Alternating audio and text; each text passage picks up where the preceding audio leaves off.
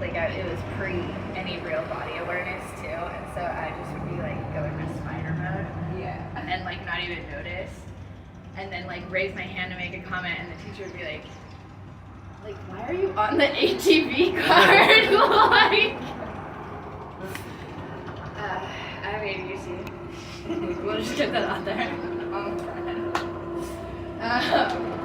My name is Adele Lefevre. I am a licensed massage therapist. I've been practicing for 5 years and then running my practice in Hawaii for 3.5 years now. I'm right up the street, around the corner by the laundromat, that yellow building, that's the chiropractor. I'm the back half of that building. Yep. So that's a good spot for Anderson Park. My kids like walk over and go play while I'm wrapping up. I put my phone number, my email address on my website, just in case you want to like see my website. Stalk you. Yep, check it all out. She's stalk worthy. We make sure there's enough content for everybody. We try to, yeah, we share. This is James. Okay. James is my apprentice and business friend and Assistant. assistant. And we just got back from Oahu, where we went to the American Massage Therapy Association state meeting, and is it our go? I'll rewind. Hi! Come on in. Good morning. Hello. Aloha. Nice to meet you. Okay, we just started. Nikki had to get the car trouble. Oh. Yes. Okay. We'll ease into it. The first day is always like people figuring out parking situations and the whole thing. Okay. I'll just rewind slightly. I can Rewind. I'm Adele. I've got my phone number, email address up there. We will be in contact through those medium. I also put my email address just in case. I just introduced James. This is James. Hello. And he's taking some video. Is it okay with you if we have probably just your voice possibly showing up in the background? Okay. So we just got back from Oahu. We were at the American Massage Therapy Association meeting, and it's the statewide annual meeting, and so that is one of the things that we have to carry with our licenses is essentially like a malpractice insurance, right? And so they provide that, but it's also a professional organization that like hosts meetings and puts people together, finds resources, brings in our continuing education.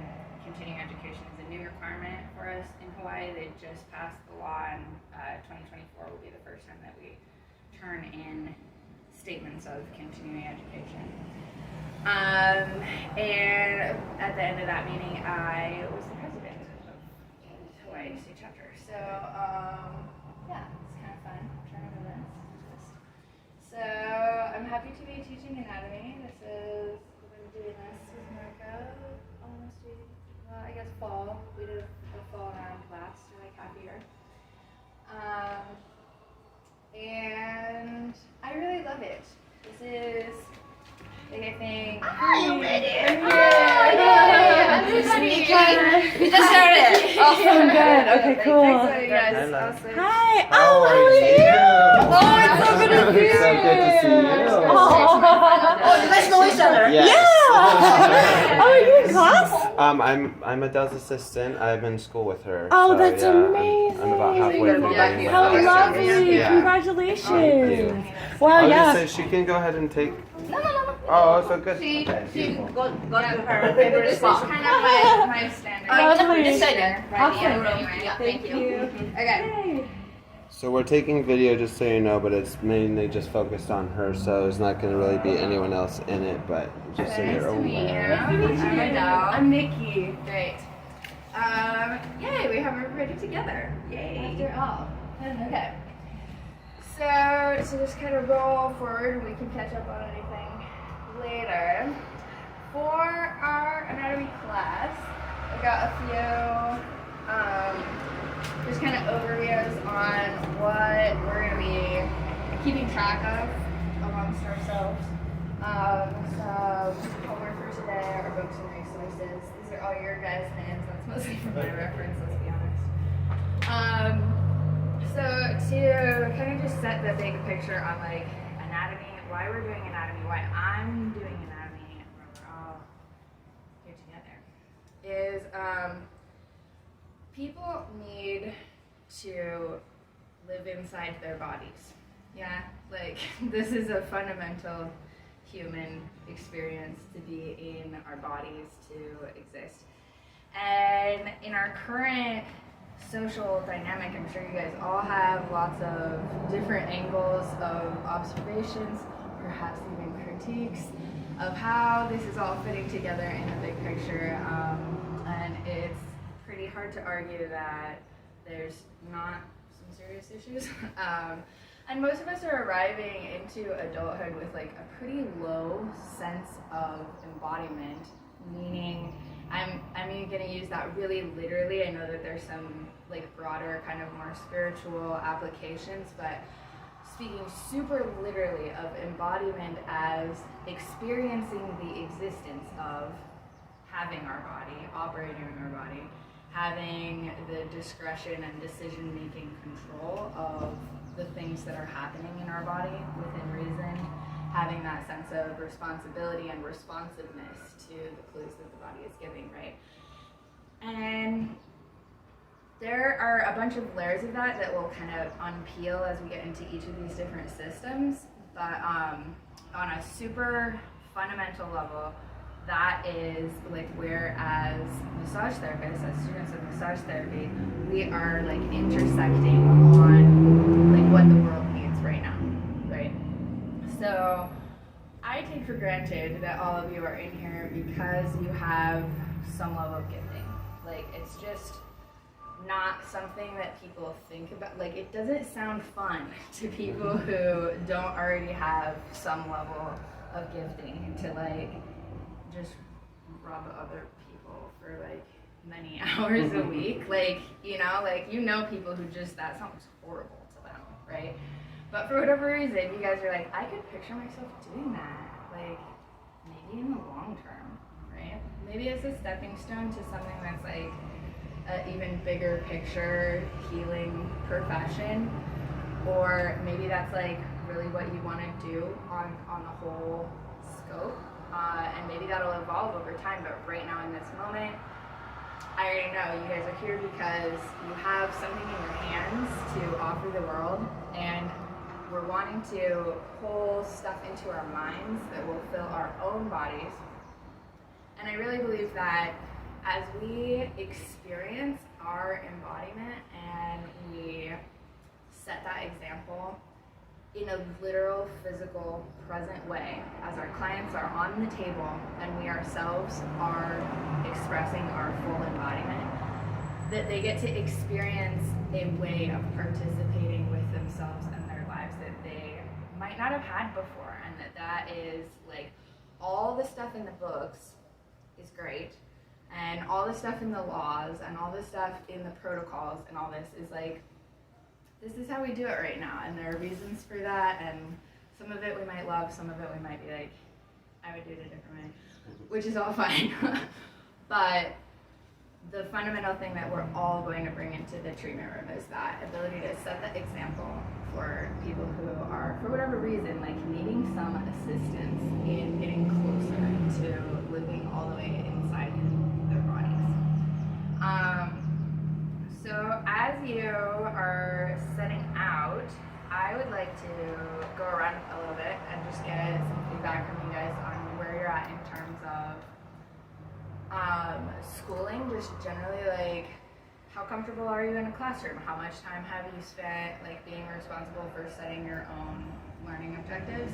And that'll help me kind of adapt to meet where you're at, because we just want to all move together, so we're gonna just adapt to where we're at. And also about whatever history with maybe massage specifically, or maybe more general healing, embodiment, practices, experiences, mind, body stuff. Like, why are you here? So if we can go around, let's start with you, Nikki, if that's okay. Okay, sure. What was the first question? Just schooling Okay. background, yeah, classroom experience. Yeah, well, I am kind of fresh out of high school a little bit. I turned 20 tomorrow. So, yeah, I'm very familiar with, taking notes, listening to lectures, and being responsible for homework and quizzes and all of those things. And after I graduated high school, I decided not to go to college right away, and instead I went to school in North Carolina for 6 months studying herbalism and Awesome. botany and materia medica and Chinese medicine, Ayurveda, just like very holistic herbal Broad healing. spectrum. Yeah. Full background on that. Cool. Which I really love and I use in my daily life, and it's changed my life in so many ways, and my community as well. With massage, my mom is has been practicing Rolfing for 30 years, Alright. and so grew up experiencing and receiving her healing with Rolfing, and then she's also trained in Swedish massage. So I kind of grew up in that scene, and getting worked on by my mom's massage buddies and chiropractors. Yeah. And, kind of just like in that world. So I'm pretty familiar with that, and I'm really excited to start this journey with my own body work. Yes. Did you tell about this to your mom? Like What is started it? learning about Oh, Body? yeah. I mean, she taught me like a little bit, but like, I don't know, not like super in depth. I would like to study with her someday. That would be really cool. Like, be her apprentice. Yeah. Rolfing is such a systematic approach too. That's cool to have the multiple different kind of intersections. Yeah, absolutely. Absolutely.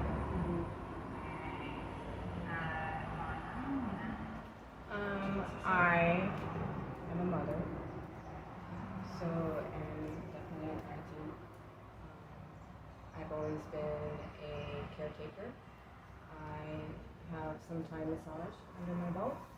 I've also done cleansing and understand the relationship between the body and the mind.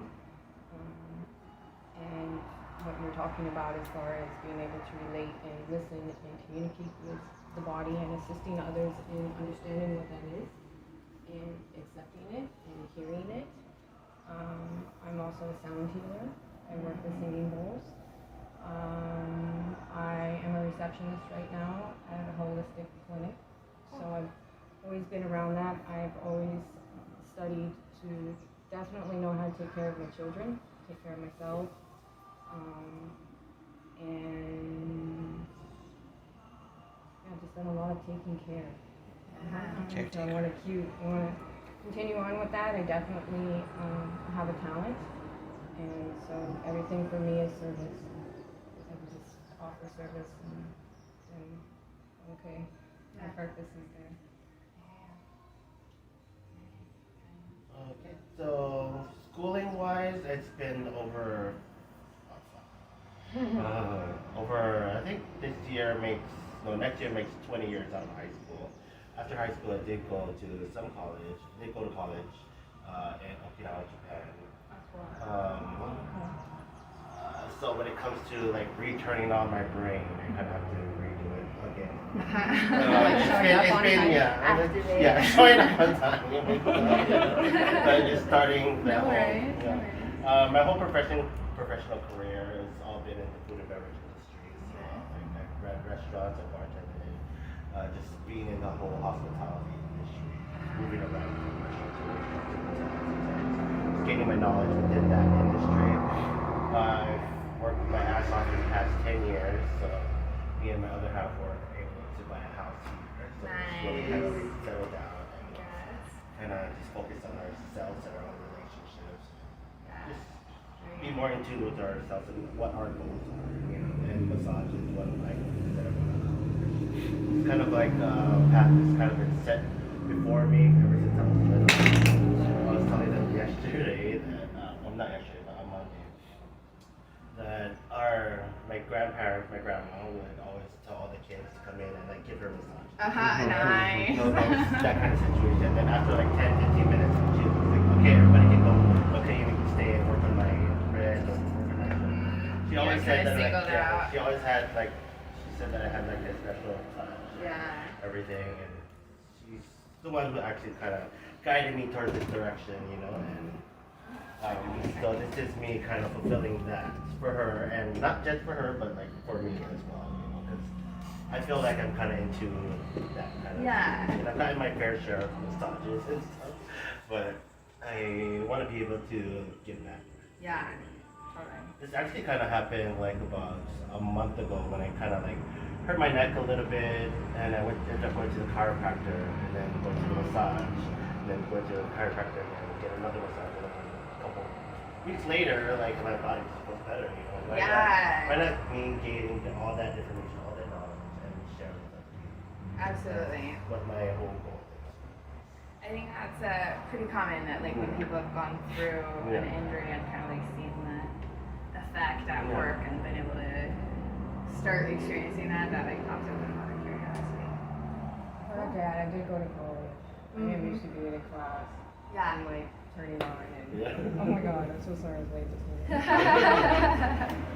Once I'm set and I get going, I'm pretty solid. Finding the rhythm. That is the key. Yeah, I don't have to worry about an alarm clock. My dogs wake me up at 5:30. That's not an option. Okay, I'm up. Okay, slow time. So as we launch on this journey together, we'll be paying attention to just generally participation. These are like, I'm gonna be really honest, we don't have like super structured grading, like, you know, you're gonna have a couple of points off and then you're gonna fail or whatever. Like we're gonna pretty much get you through. But by paying attention to participation, attendance, discussion, stuff, that's gonna help me track like where you guys are at, where you need maybe a little more support, a little more follow through. So attendance obviously is just showing up, and as we get our rhythms and we get here on time, we want to really like respect everybody's time by arriving cleanly on time. I will try to be crisp about wrapping up and passing you off to the next session, also in a timely fashion.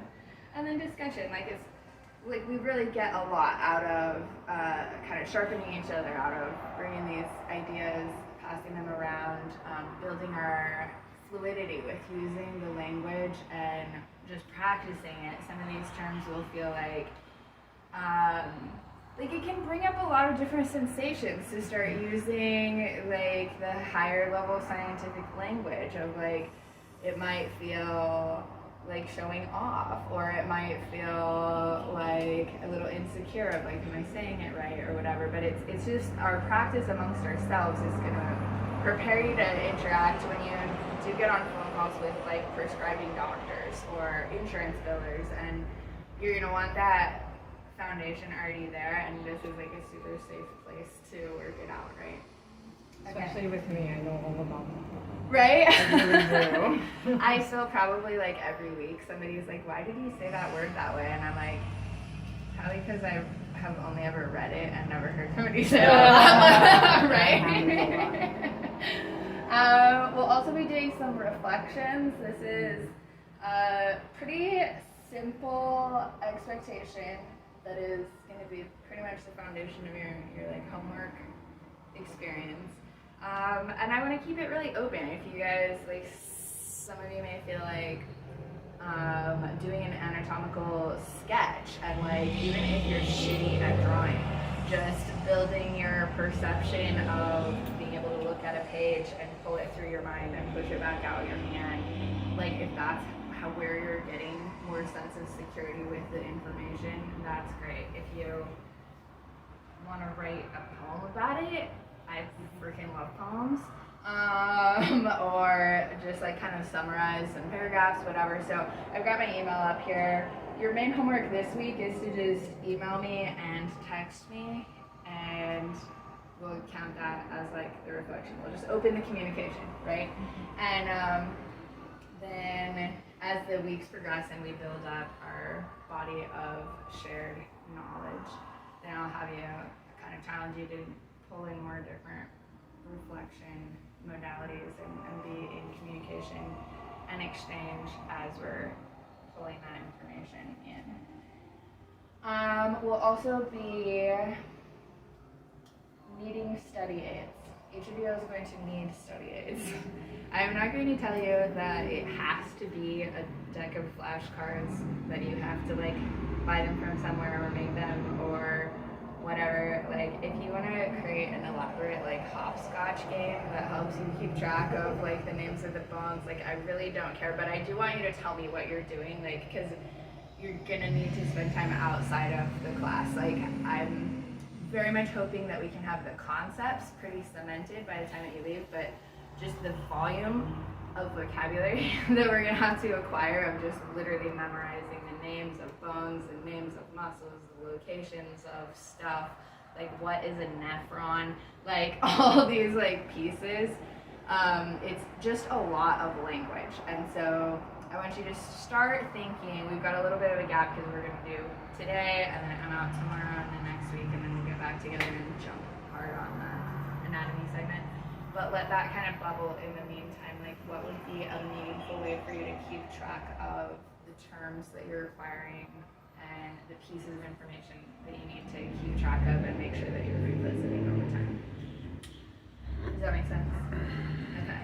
And then for quizzes, this is just like verbally in class. We're gonna do some quizzes, and I'm gonna pull them straight out of what we have currently as the questions that are on the exam, and we'll probably mostly at first just be kind of talking through like how do you deal with exam questions. Some of them are really silly. We did a deep dive on it yesterday with our last batch that's leaving as phase 2 right now, and yeah, by the end of that I was like, we need to start this a lot earlier in the process.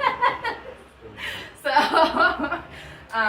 it's all good, they're gonna do great, but just the like using testing thinking is a piece of the skills that I want you to feel comfortable with on the front end, where just basics like how to eliminate questions that are totally absurd answers, like, you know, just feeling comfortable with moving that around, and also track like which pieces of information do I really have to have locked in order to be licensed versus like what is part of the big picture that I want to accomplish in my anatomical skill set.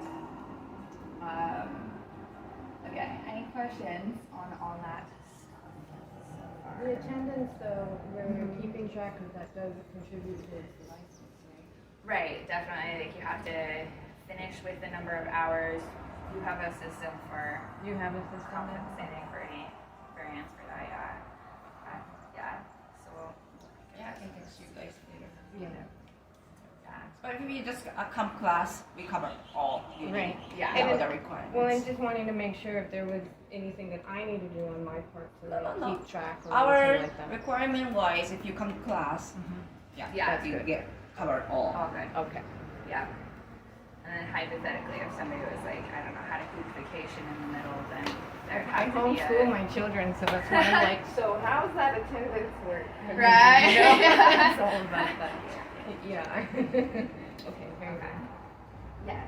Is there like a syllabus of some sort to with in terms of like what parts of the body we're going to be covering every week and whatnot? We are definitely going to cover all the parts of the body. The way that we've been finding it works is that there's like enough kind of like flow over from one class to the next that like pinning down exactly which dates are which is like, it just takes different amounts of time for different groups to kind of like grasp, and I don't want to like limit that, but we will definitely, I will probably be like emailing you honestly So email me and then I'll have like probably get a group thread going and I can keep you updated as we're going along. So it's like not exactly so formal as a syllabus, Yeah, but that feels good. yeah, Like, we can keep track.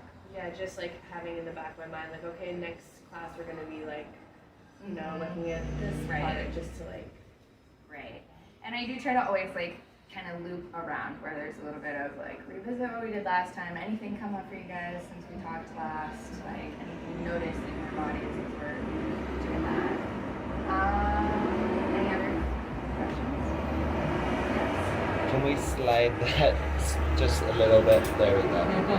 Just for the lighting. Yeah. Great. Thank you. Okay. Awesome. We're like halfway through our 10 minutes. This is great. So I want to give a little bit of a tour of the books that we're using. So how They are ordering but not received yet. right. It's not received yet, yeah. Right. That's kind of our last batch also was like we were waiting on books for a while. So I just thought I'd kind of flip through and show you guys like what is even in here and what parts are we going to do, what parts are we maybe not going to spend as much time on. Oh, I have this one. Cool. Okay, so this is Mosby's Fundamentals of Therapeutic Massage. We use this book because when the state of Hawaii signed Prometric to develop an examination for industry, rumor has it, it was basically based on this book. So it's as straightforward as you can get in terms of like meeting the requirements. I will say as a like an anatomy text, it's not super thorough. But as a overview of like all the shit that we have to kind of retain as massage therapists, like it does a nice job of keeping all the topics in one place.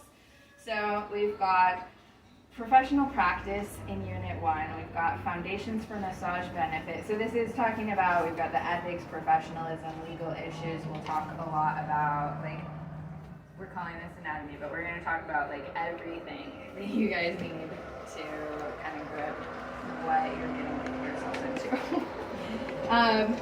So just what even is massage therapy?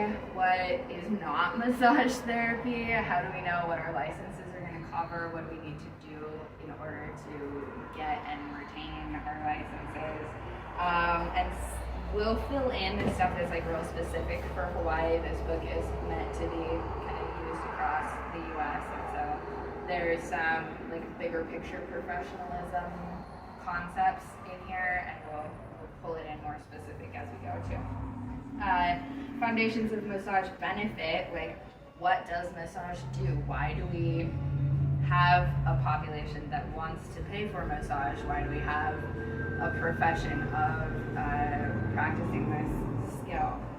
The massage process. This is gonna take us through like what essentially is massage in the sense of like when you practice it, when you walk into the treatment room, what's happening while you're there with your client, what's happening with business infrastructure that goes around protecting that space. And we'll go a little bit, we'll hop through some of the complementary bodywork systems. This is some fun stuff, but I'll let you explore that more on your own because it is broad and it's a lot of stuff that is more, like you would end up doing that in continuing education and advanced courses as you realize like what you feel more drawn into specifically. So there's some great just like first introductory ideas of like what you might want to explore more through that section. We'll talk a little bit about like where is massage happening, what's going on in the different clinic settings, private practice settings, outcall settings, and get you a picture of like if you're in a big room full of massage therapists, like who's there with you, you know, like who are these people? Which we just got to experience over last weekend. That was kind of fun. I just flipped all the pages, but it's not the markers on the ground yet, so I'm still winning.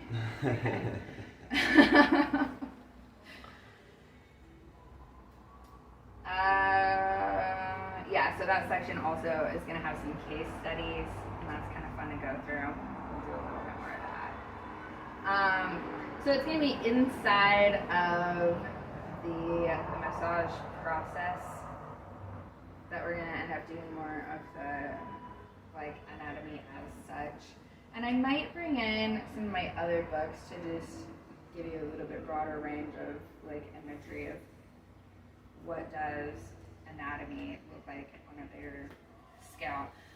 So when we're talking about, we've got a few like big topics that as massage therapists we study, and we've got, does anyone want to take a picture of this? No, I haven't. Okay, perfect. I will erase and use some more fresh photos. I'm going to leave your names on it.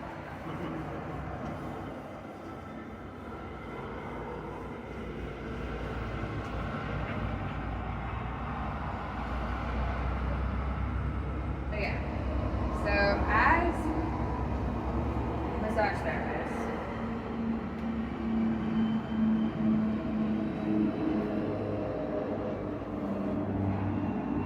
we're dealing with bodies, touching bodies, what's inside of bodies, what's outside of bodies, what bodies can do. All of these are kind of like have their own scientific category. So we're going to be dealing with this, like walking the line between being essentially like we're alternative, complementary, holistic care providers with this like big picture angle, and we all have our like spiritual systems of integration and all this beautiful stuff, and we also have to be able to like use the handles on the concepts of the terms of like what like the old white guys have been doing for the last like 150 years, and they've been mostly like chopping stuff up into small little bits.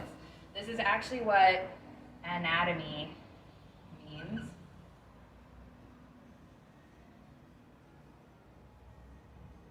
Is essentially cut into pieces. So anatomy is the study of people that are cut into pieces, not whole people, right? And so it's a little bit limiting in that way. Like it gives us the ability to go to a specific spot on the body, to have an expectation for what that particular piece of tissue should be able to do, but what it's not doing, what we might need to do to intervene in that. But it's also going to carry some like weird concept limitations in that like a person is not a pile of body parts. Like there's always more going on here.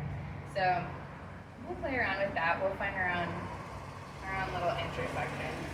So anatomy is literally the naming and the defining of the body parts themselves. So it's like if we have a muscle, like anatomy tells us that this is a muscle and not the like feathers of connective tissue that are attaching it to the bone, and like not the fascia that's wrapping all around it. Like it's a bit arbitrary. Like we just kind of decided like where are the edges of things, but it is the cutting apart. So we're defining and then we're giving names to those segments. Okay. We're also going to deal with a fair amount of kinesiology.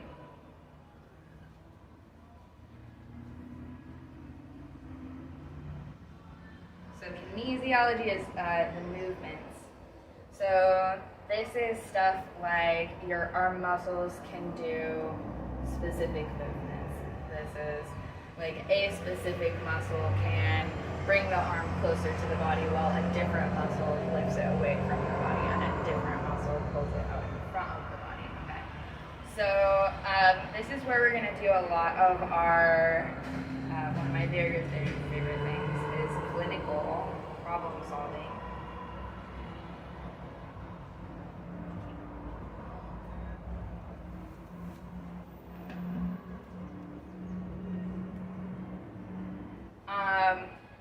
which is where we get to build a skill set where we can do things in our practice, ask the clients to do things while they're on our table, and generate information about what's down inside of them. This is basically like how you grow your x-ray vision, where by acquiring knowledge and then practicing in such a way that that knowledge becomes like embedded into your hands and like quickly fluid through your own body and mind over time, you also like kind of acquire that wisdom where by watching what's happening on the outside of someone, feeling the tension, detecting what you can get from your vantage point of your sensory system about their body, you can know a lot about what's inside of their body. And there actually is, just to kind of, I don't know, dispel any hesitation about, like, why would we do that? Why would we have people, you know, like, imagining what's inside of people's bodies when we literally have x-rays? Like, we have CT scans, we have MRIs, we have, like, all these tools and stuff now. Okay, so in the end, if somebody is a complicated enough health condition and basically has enough money, even using all the machinery available to us will like render a certain kind of amount of the picture, like a level of pixelation, if you will, of what's going on inside of somebody. There are professional, I'm just gonna throw this out there, maybe you'll be one, but I want you to know that this is a thing. Palpation specialists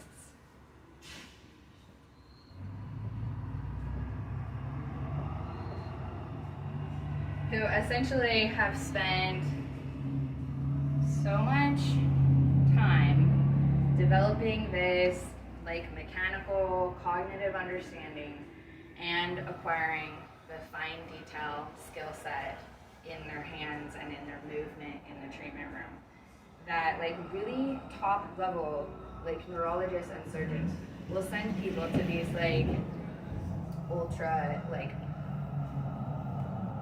arch massage therapists to get the like final readout that is like beyond what we can acquire technologically right now. The technology is getting better. And like, who knows, but like, don't worry about getting job displaced. Like, this is one of the few things that you can do that like computers are not gonna take over, because it's gonna come down to just like the intricacy of what is in your hands and what's in your whole background of experience. And like every person you've already touched in your entire life is already like loaded up into the program that you're about to kind of start unlocking here. So it's super cool. Okay, so in kinesiology, we develop our clinical problem solving and move deeper and deeper into our palpation skills, and maybe even one of you will become a palpation specialist. Okay. So that's like the sommelier of the massage industry. It's like wine.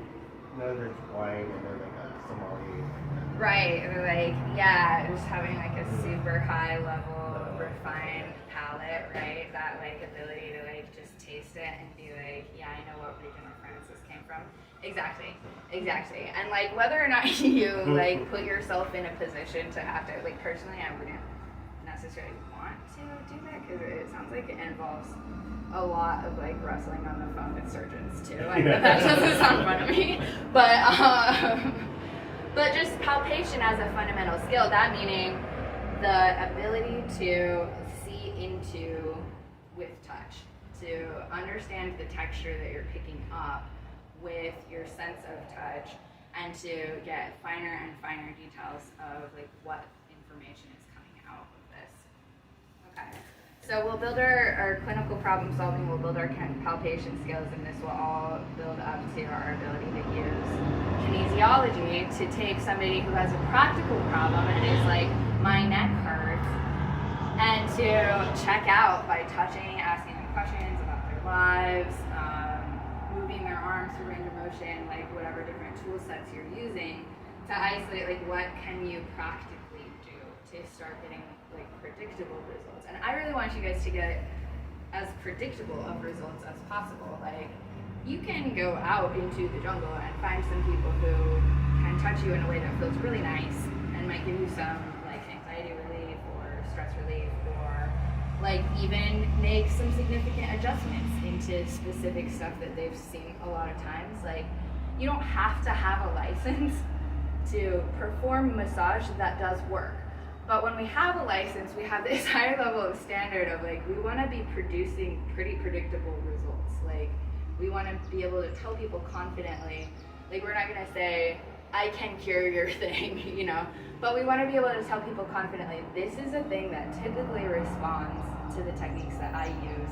And I would expect somebody with what you're reporting right now to be able to turn around, like maybe cut your pain level in half in like a month or 6 weeks or whatever. Like you want to be able to use predicative language about what you're doing, and that develops this like building trust in your own knowledge and your skill set. And then we're going to talk a lot about professionalism over the course of this class.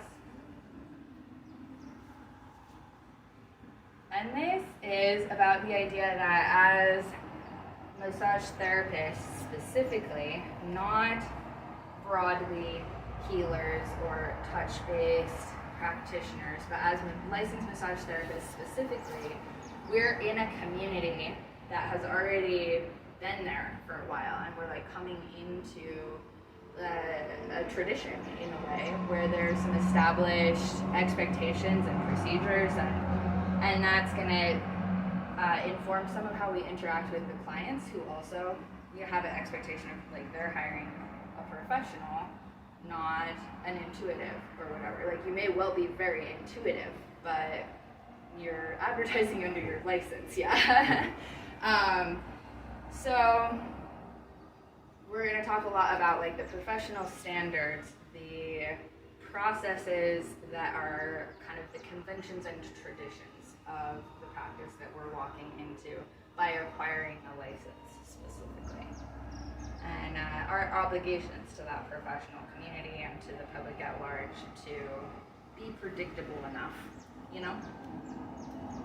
Okay, any questions on this kind of stuff so far? That is the first time I've seen that word. Kinesiology? No. Oh, palpation? Yeah, palpation. Thank you. And it's interesting to me because, like you're saying, when you're working with people and you're opening up their temple, whatever's there is there, and you're communicating with it, and you're allowing them to develop the conversation with themselves. And there's definitely a sense and a certain amount of like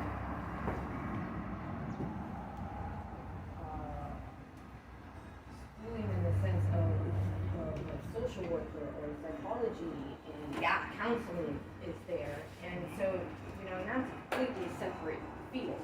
Right. But what I'm seeing is that is the bridge to understand how to use those kind of skills with massage. Mm-hmm. Because I do ask whoever I'm working on, if you feel any kind of energy, tingling, anything, let me know. Oh, it only went this far. Oh, we need to get it go all the way down. And I do communicate in that way, and I do ask that people let me know what is your body feeling. And then I've also learned how to recognize certain symptoms. Like I know I'm doing the right thing, and so start going. And that's heavy metals coming out, or they have to use the bathroom. And then I'm like, I'm moving stuff, and this is working, and we're getting somewhere. But then to have people have that conversation with themselves and be able to voice it, right, is kind of in that category of like helping people find the verbiage and does it tingle? Is it this, or is it? And so what feeling are you feeling when you feel that sensation? So that's kind of what that is. Yeah, That's absolutely. the word for it in a whole Translating like your own self-awareness, your embodiment into being a tool that helps you kind of do that detective work of like what's happening in somebody else's body. And that's a big piece. Like that's a really good point. I'm gonna kind of add that of just this idea of developing vocabulary.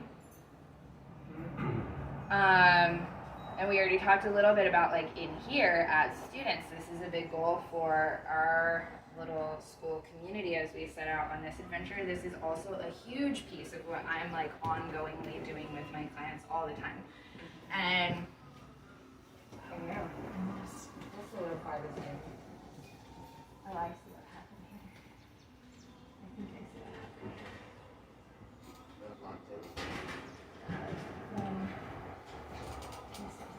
Are we gonna talk about the anatomy of the massage table too? Oh yeah. Yes. Anybody thinking about doing alcohol? One thing I didn't like the hacking time a is table hard. up You just all the move time. forward.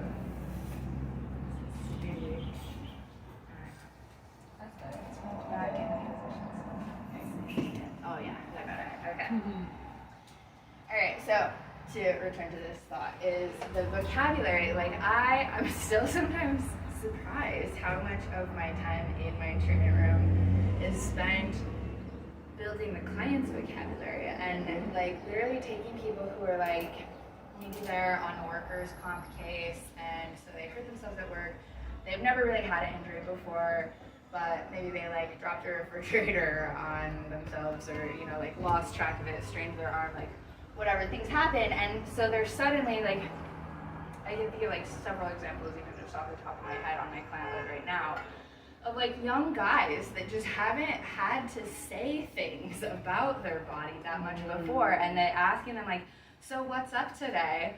Like, what are you feeling? They're like, it hurts. And I'm like, where? And they're like, here. And I'm like, okay, can you tell me more about that? And they're like what? And I'm like, does it feel kind of electrical? Is it like a warm pain? Is it radiating? Is it a small point? Is it a diffused area?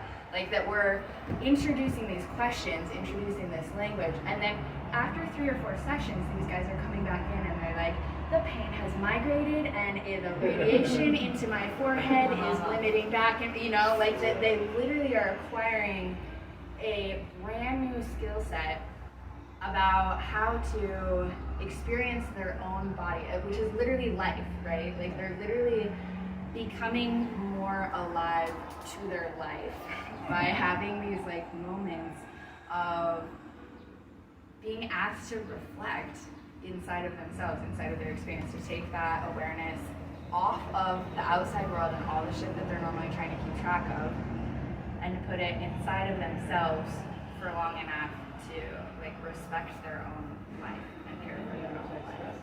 Right, exactly. And then once we can get that dialogue, then it's this whole other door that opens up where they had no idea that if I pushed on this thing, then this thing over here is gonna like get some kind of relief, or that we can reposition how their shoulder is lining and it's gonna stop the like tingling sensation in their fingertips or whatever, like that, like they don't have to take the whole anatomy class to start getting the benefits of like showing up in their body in a brand new way.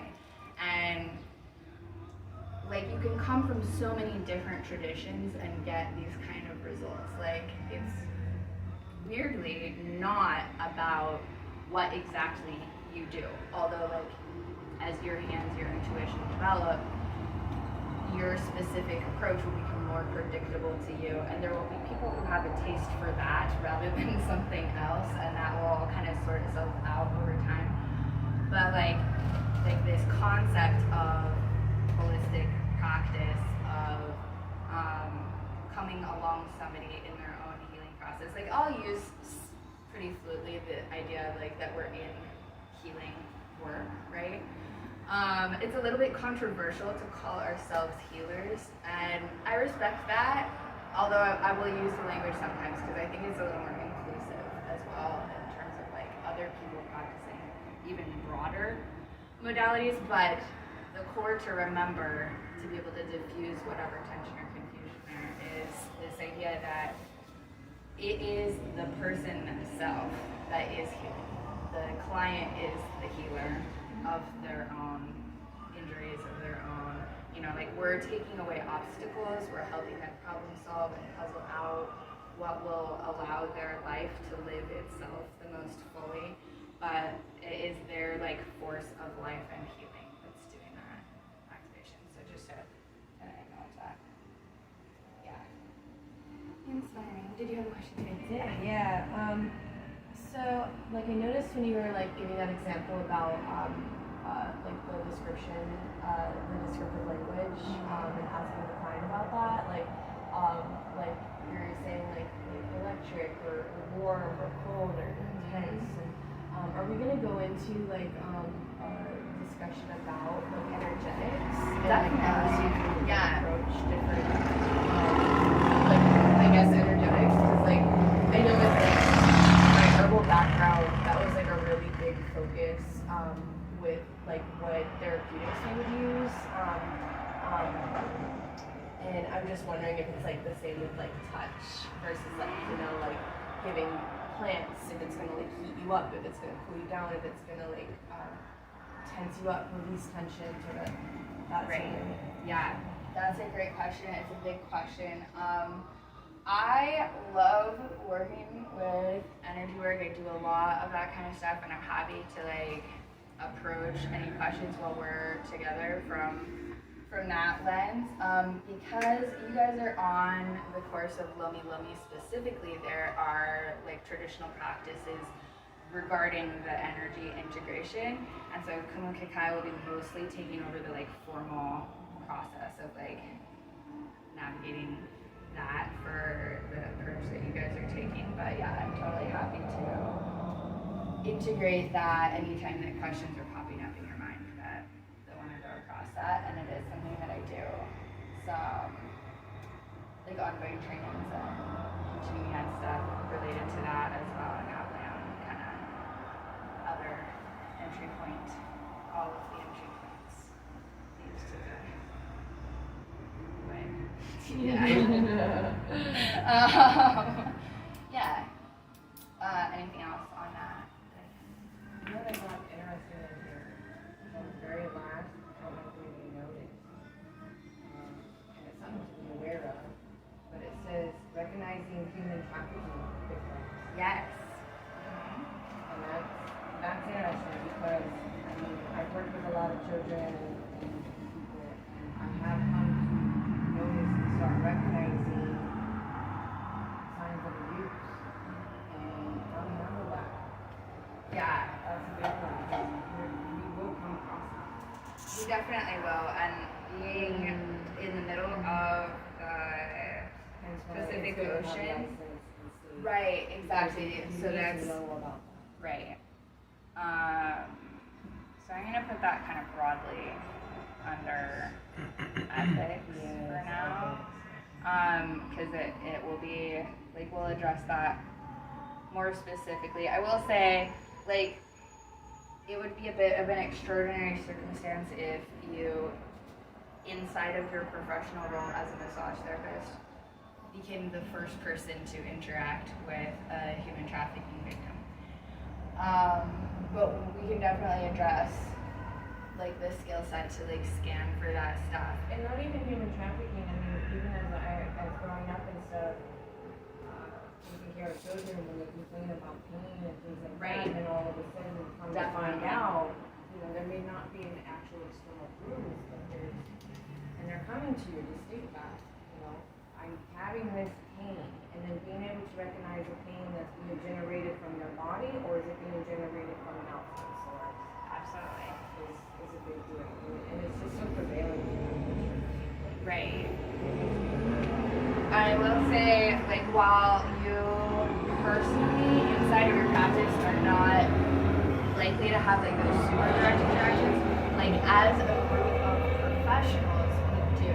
That we literally are like, I do things every day that are part of the legal regulations that Hawaii has in place in its like honestly like underfunded and somewhat misguided attempt to control right, exactly, But like because we are an industry that has been historically associated with prostitution, because we are in the middle of the Pacific Ocean, smack dab in between one of the largest providers and one of the largest consumers populations for trafficking.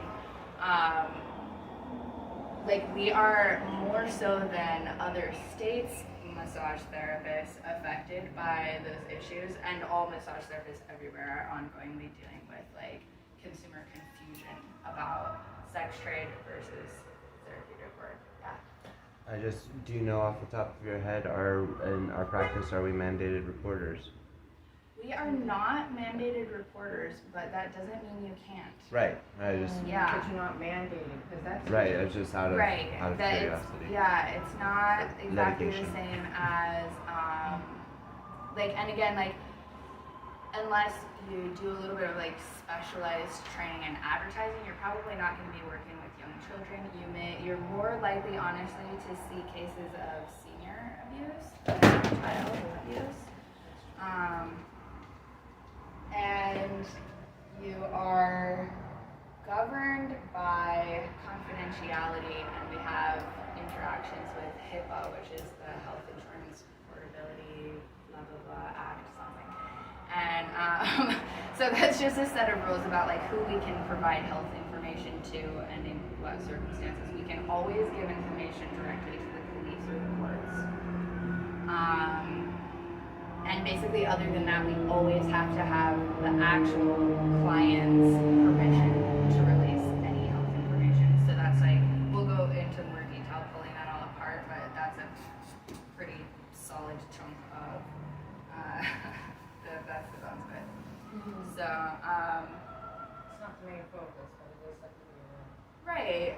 right.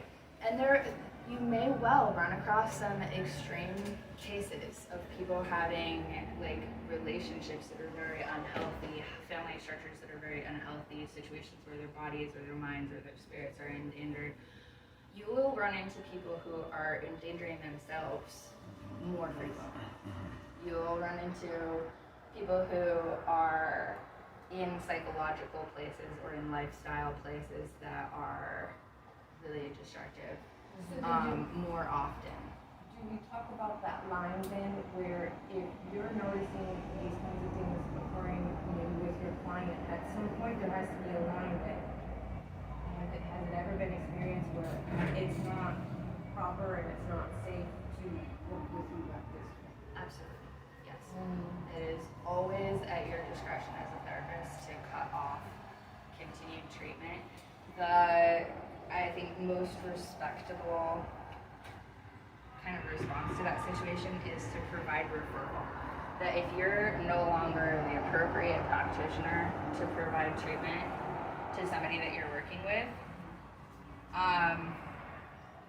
you don't have a legal obligation. I would say you don't even really have a moral obligation. But if you are dedicated to your highest level of professionalism, the course to take is to find the next professional to send this person to. And you cannot make them show up. So you really don't have that like fundamental moral responsibility for that person's outcome. Like we are non-diagnostic clinicians, meaning that we don't tell people what's wrong with them. If they come in and they say, I have sciatica, you can be like, okay, I'll treat you for sciatica. If they come in and they say, I have numbness and tingling running from my low back down into my toes, you can treat them for sciatica, but you do not tell them they have sciatica, right? However, you can always tell them, I would like you to see a neurologist and specifically ask a question about sciatica. Like we have ways to go around it where we're never the like responsible end party for these people's outcomes. They are their own full responsible individual in the end. But we have this professional capacity to be alongside them, to help them find resources, to come from a place of, like, they've been running their own lives. They've been, like, bringing stuff up in a grocery store or driving their kids around or running a law practice or whatever. Like they're doing their own stuff all day long while we're learning how to handle these situations. And so like we can see them when we have legal problems or we need to buy groceries and stuff, and they're gonna see us. And this is like part of how we just are integrating in the community. And so pulling off that like kind of over commercialized veil of being like separated inside of, you know, the consumer, like whatever else is happening, like we don't always know these people, but zooming out, like if you're an alien looking down, what it looks like is they're helping us and we're helping them, and that really is what's happening. So they're in charge of their lives, they're in charge of finding us in the first place, picking which therapist to go to. If they want to go out and do a like 9-hour 8-hand massage ayahuasca ceremony to deal with whatever they think their issue is, they can do that. If they come into you as a professional and do an hour of treatment, 90 minutes of treatment, maybe once a week, maybe twice a week, maybe just that one time, they're allowed to do that. If they want to fly to Oahu and get an MRI for exactly the same issue, like they're allowed to pick, right? And we're just like the guides on the pathway that once they've identified us as like good enough as a starting place to guide, like we can walk with them as far as they walk on the course that we're walking on. When it's time for them to go a different direction, we can point which direction we think will get them closer, you know? And if we've built that trust, they probably will. They'll probably do that. And some people are going to be so fundamentally like disrupted in their ability to trust or their ability to follow through or their ability to take their problem seriously or whatever, that they will not do whatever you ask of them. This is also not on you, this is them choosing their location on their own path. So suggestions and references. I'm just like indicating on my ghost ideas here.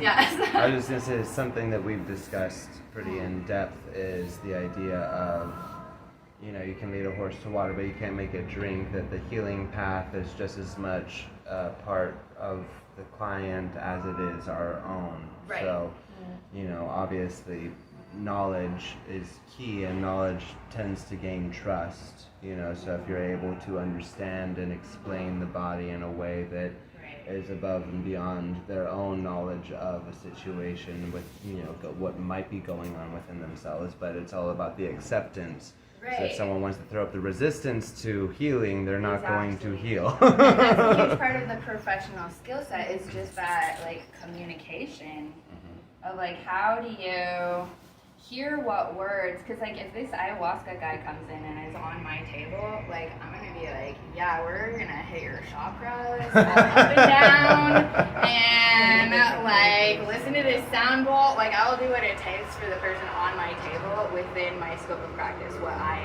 really understand and know how to use, right? And I try to make it pretty broad.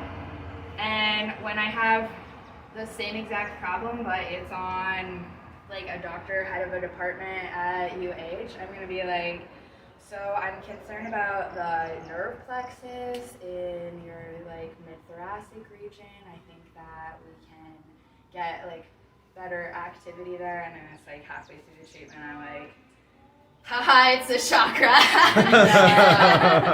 And they're like, oh, you know, and it really is like that we have all this languaging that people feel like is separating them, and that's kind of like the beauty of being the professionals of embodiment, is that like we're making this like out of control divergent decision to be in reality, to be experiencing reality fully through our own senses, pulling people into their own senses and adjusting the calibration of all of our sensory experiences so that what we're doing is accurate.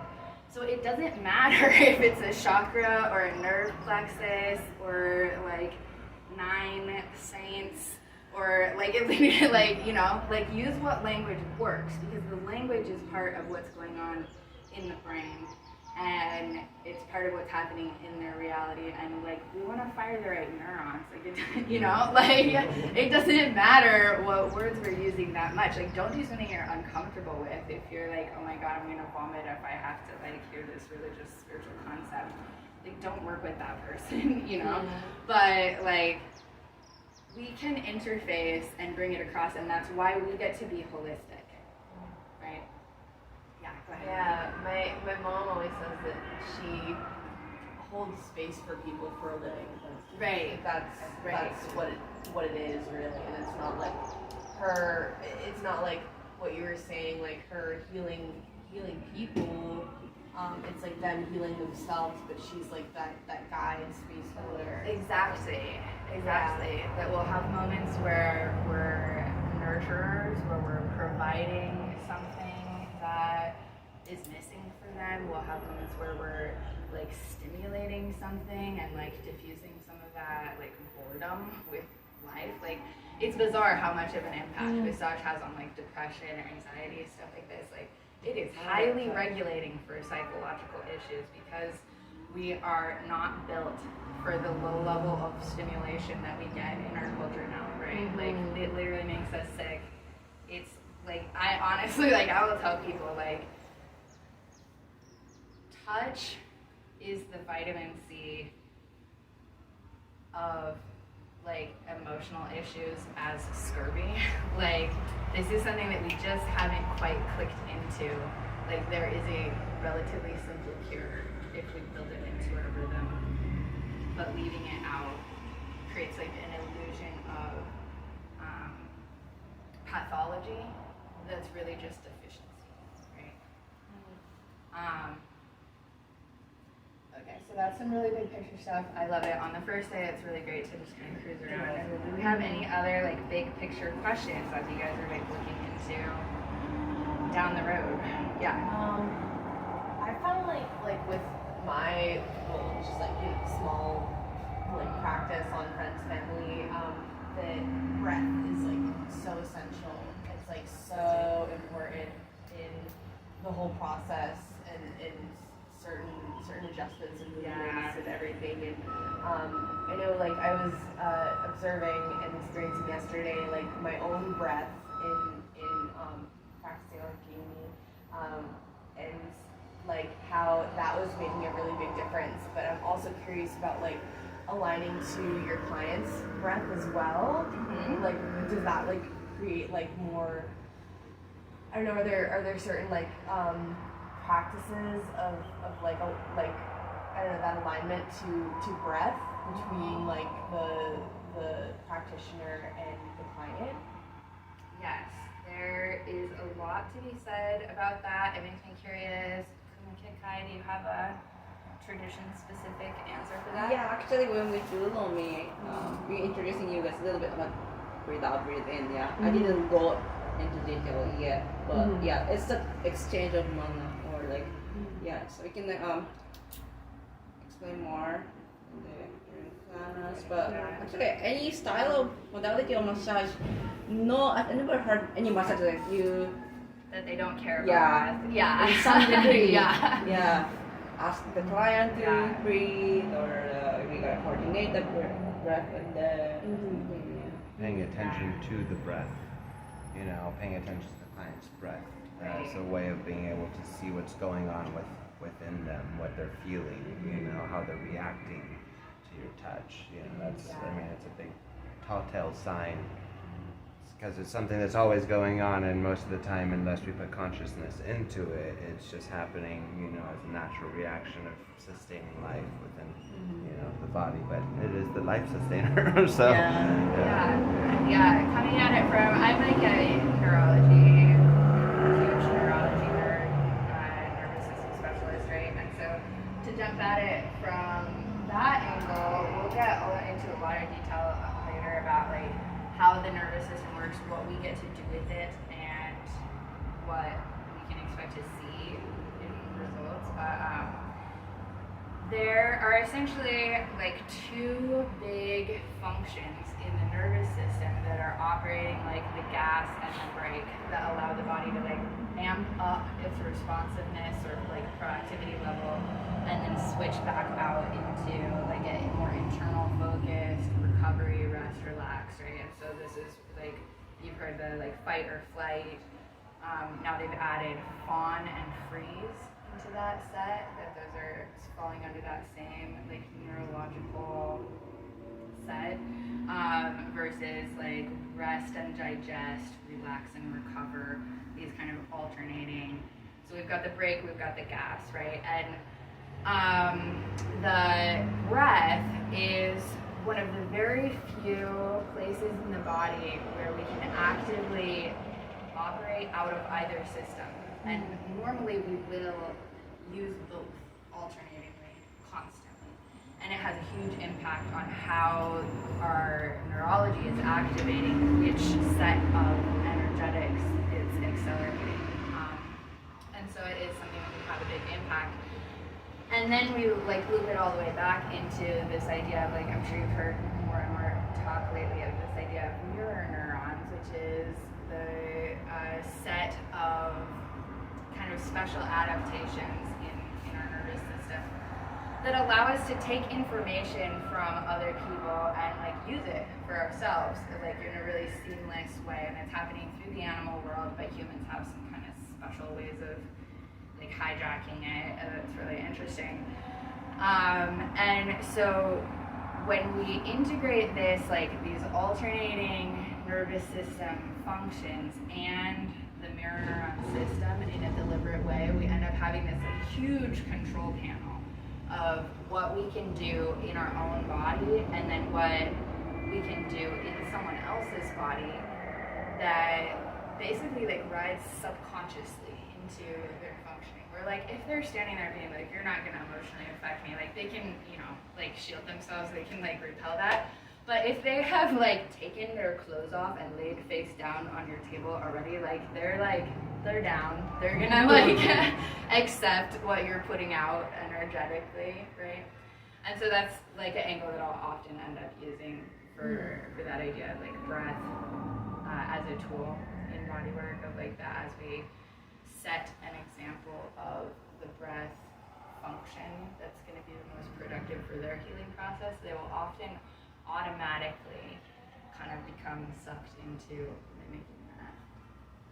So yeah, lots of really cool tools, lots of really fascinating interventions that we get to pull in. That's just like, it's really beautiful work. It's like such a wide range of things that we can try and become, you know, like in this world where it's like, go to the doctor, do the flow chart, do you have the right symptoms, take the medicine. If you're allergic to that medicine, you get the next medicine. But like, you know, like everybody getting treated so similarly.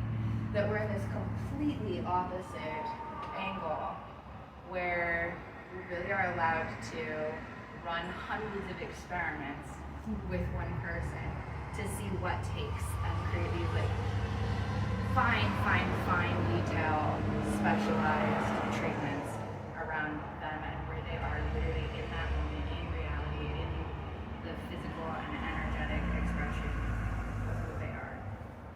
So, anything else pressing on anyone's mind right now? I'm kind of curious, really quick. One of my new words that I've come across and that I like is they say that in healing, say I'm a facilitator. Yeah. So just I like to say, that. I say holding space too, like your mom, but we're facilitators. Here to facilitate the opportunity for them to with themselves. Right. Yeah. Years of I'm like such a nervous system nerd. I'm also a total Latin nerd. I So- was forced to take Latin. Facilitator. So this is our like actor. This is the Yeah, doer yeah. of the thing, right? This is easy. This is That's right. the ease maker. Oh, I like that. Yeah. Isn't that sweet? Yeah. I just wanted to comment on one thing that I've noticed is as we are in this age of the social media and the AI and the, right, all the stuff that we see popping off on our phones, we see a lot of these holistic practices, things that have been, knowledge to the naturopaths and to like the healers of the world for a very long time are suddenly being like taken and monetized, commercialized, showing up as ads and so on, especially as showing up as people who did a weekend seminar and now they want to charge you $3,000. right, exactly. Well, and it's the idea of like it, algorithms, right? You search for things. We look up things such as like finding this class or looking for a massage therapist on Google and whatever. And before you know it, your phone's popping off all of this stuff, and it's like, oh, this looks interesting. Just be aware. Just be aware. Keep your eyes open to not go down the rabbit hole, essentially, because the knowledge and the medicine has been in the hands of the people that are in front of you, that are surrounding you, that you're drawing into your life for a very much longer period of time than anything else that we're finding popping up on the phone. Like I'd say 99% of the time. Like maybe 1% of the time you might find a little gem of something that's like, oh, okay, this is actually, useful, but just be cautious, and what you share and how you put yourself out there too, because I guarantee there will be, rules and regulations. We were just at this AMTA meeting and hearing like the governance side of things and the laws and like how, they're trying to do certain things in certain ways, and some stuff is beneficial, but some stuff would be catastrophic, so I'd say it's just always better to ask somebody that's actually been in practice for a period of time, and not just one person either. A multitude of teachers at the end of the day in this kind of work is most beneficial, because there are so many different levels to it, aspects to it, and she's awesome. Yeah, definitely. Like I think, like that's always a challenging balance between like the trust of yourself and the new stuff coming in, and like definitely like we want to be open to the experiment and the unfolding of like what can we as people accomplish in our own lives, as a society, as like a species, like what can we do, like it's fascinating, but also like not losing track or like disparaging like the huge history of people that accumulated the wisdom that builds up to now, and I think like part of what I love about Urilomi School specifically is like this integration where like we do have to follow the regulations, we have to do the textbook, we have to take the test, we have to like know the Western model, but that there is like the invitation to draw so much further back than the like couple of hundred years that they've been doing dissections in laboratories and like pinning stuff to a board and writing a name for it,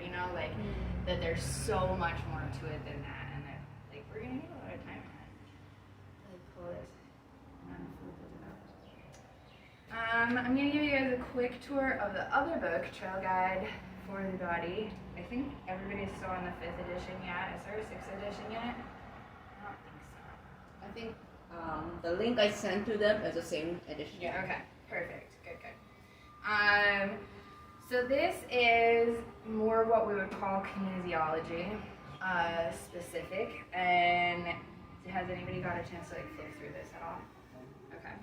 So the Trail Guide to the Body is, the reason that it's called this is actually really funny. It's set up in a way where they're like giving you all these terms, they're giving you all these like really well done anatomical illustrations that like give you all these different angles where they help you pull the three-dimensional reality of the body off of this like two-dimensional model, to see it from different perspectives, to turn it around, to take different layers off. But something just really cute and funny that they do is, I'm gonna try to find one of the trails. Okay, trail 1, along the edges. So this is like palpation exercises that are designed as trails, where you're gonna basically like take your little finger guy and just like walking down the thing. we're not gonna probably spend a ton of time on this like in class actually, but I would definitely encourage you to like read through it, feel through it on yourself. If you can work with a partner, this is like a great outside of class additional resource to help pull this into the body. So this particular one is the spine of the scapula. It's gonna take you around like just really building in to your hands knowledge and wisdom, what is inside of people, what you expect to find inside of people. And a big piece of that level of mastery is like basically like when your hands kind of cross this threshold where they get like what is a person, like they just know like what is a person.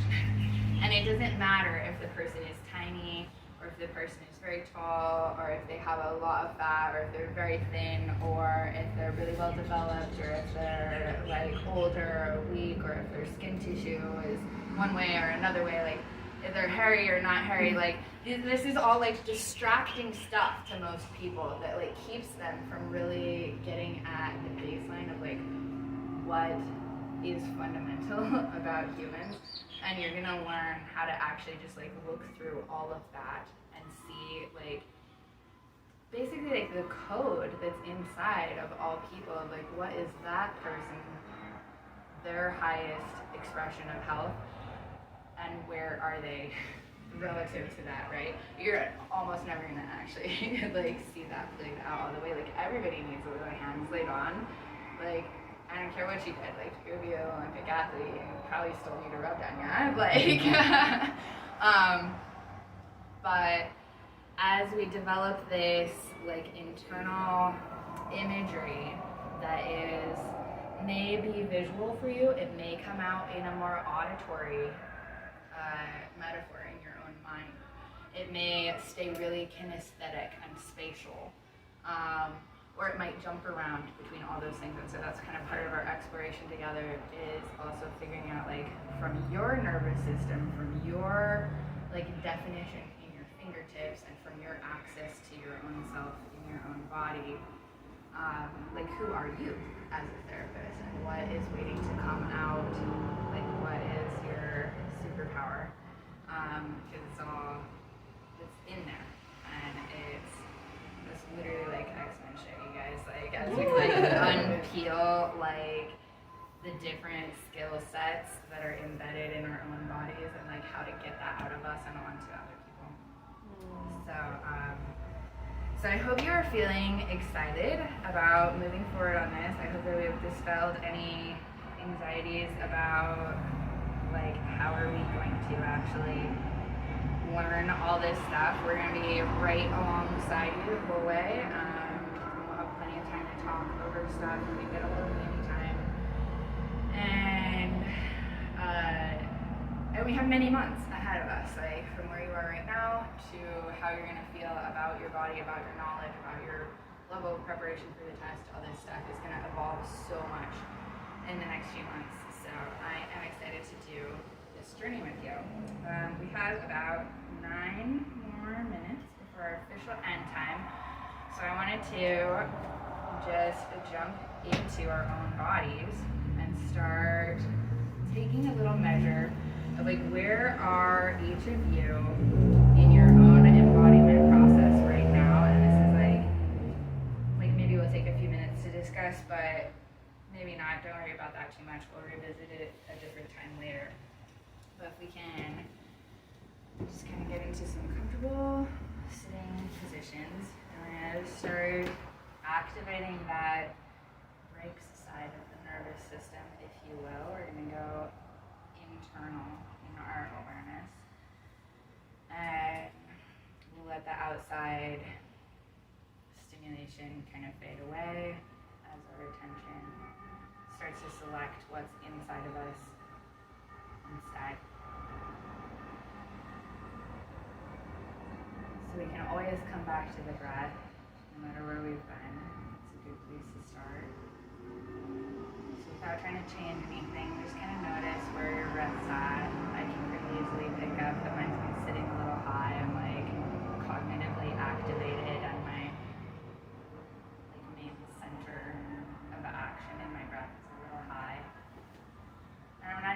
worry about doing something to it. I know that as I get this internal focus turned up, it's just going to sink lower down.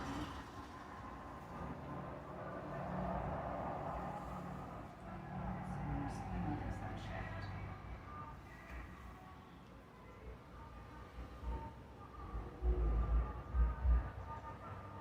I'm going to notice any areas of sensation that are sticking out to me first.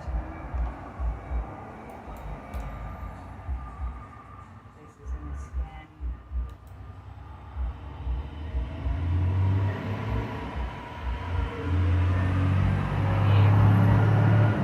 Digestion, tension.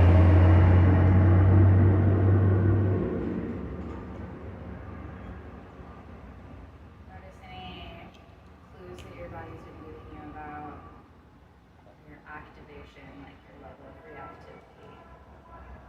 You're feeling startled by sounds, perhaps, or face muscles are really having to help you hold together your thoughts.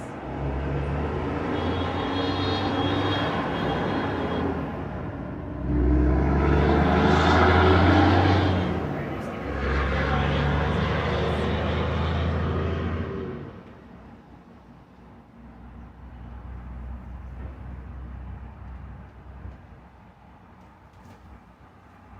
And by this time, just because that's how it works, I can already trust that your bodies have already shifted into a more parasympathetic state, into that more rhythmic, more relaxed nervous system state, even if just a little.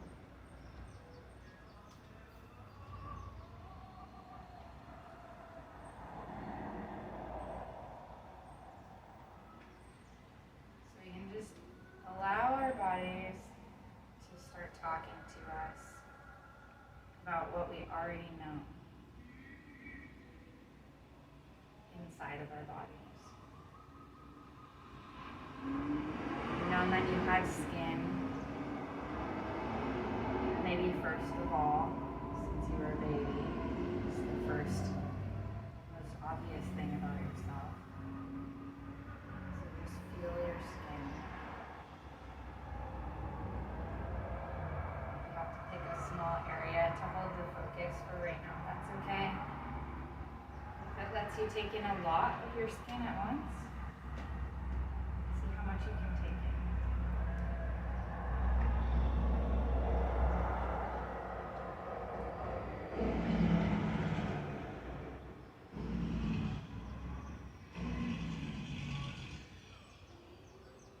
At this point, your nervous system is probably to a place where you can detect your own heartbeat pretty easily.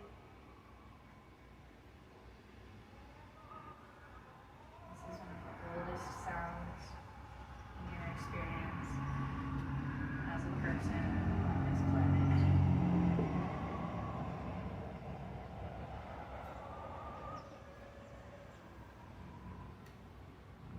You can always draw some comfort from that.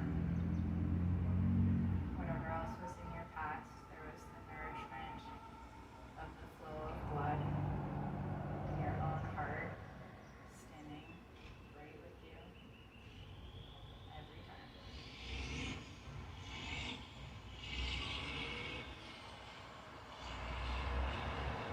So as you feel your heart, let that beating sensation, whether you're more aware of the movement or even maybe the sound, let that start to lead your awareness into your bloodstream. See where else you can follow it. Just check out where you're at right now in terms of being able to feel your own blood.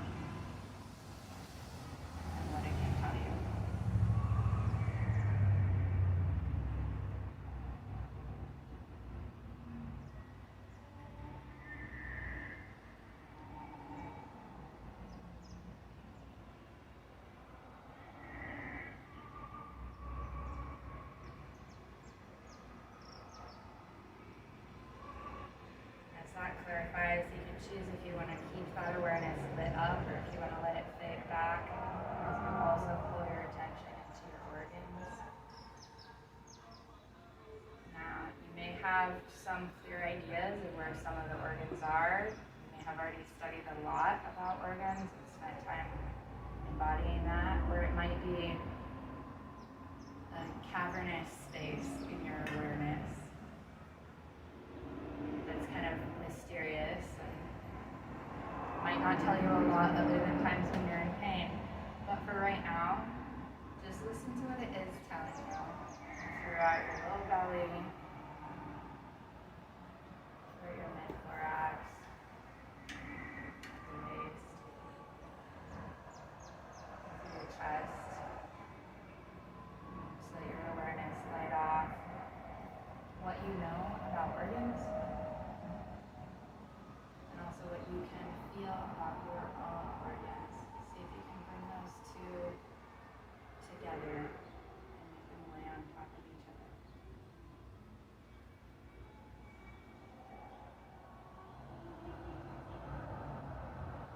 My goal for you is that over the course of our time together, we write the book into your body.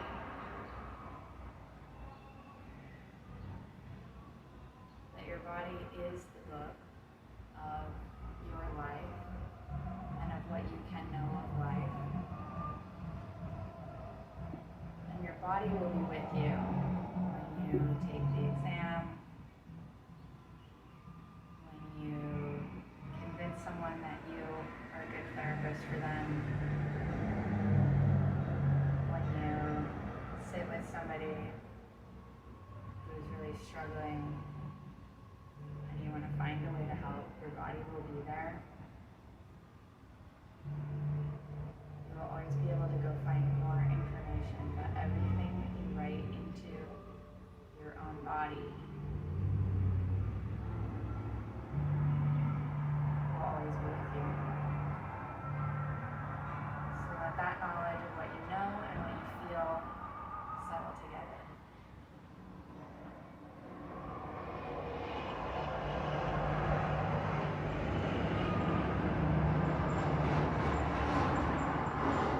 Let your mind's awareness shift up inside your head.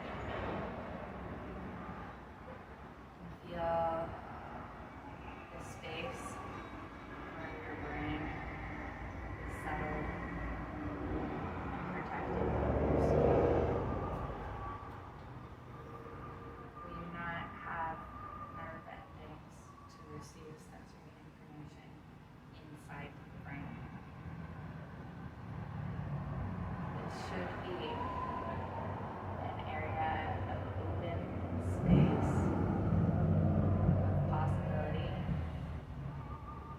but of also traffic, a busy universe of everything that you've seen and experienced in the past, organizing itself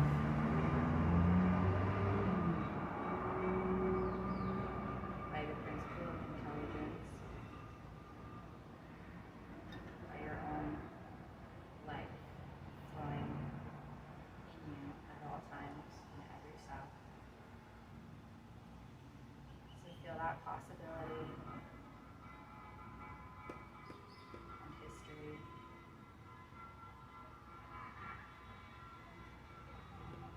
Drop that awareness down your spinal cord.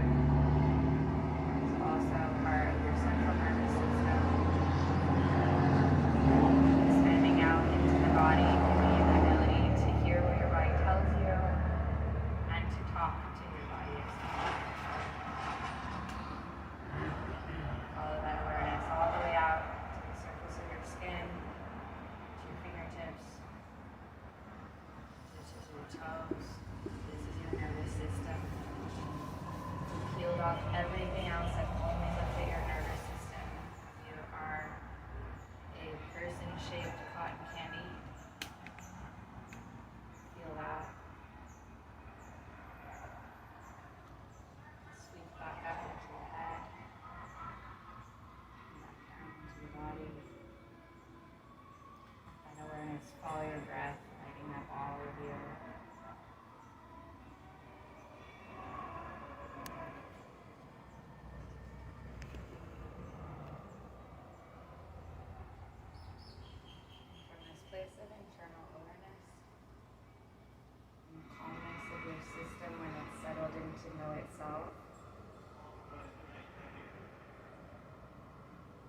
yourself to feel the emotion that brought you here. Whether it's a devotion to your sense of purpose, whether it's curiosity or inspiration, whether it's hope for making a more stable life for yourself. All of those things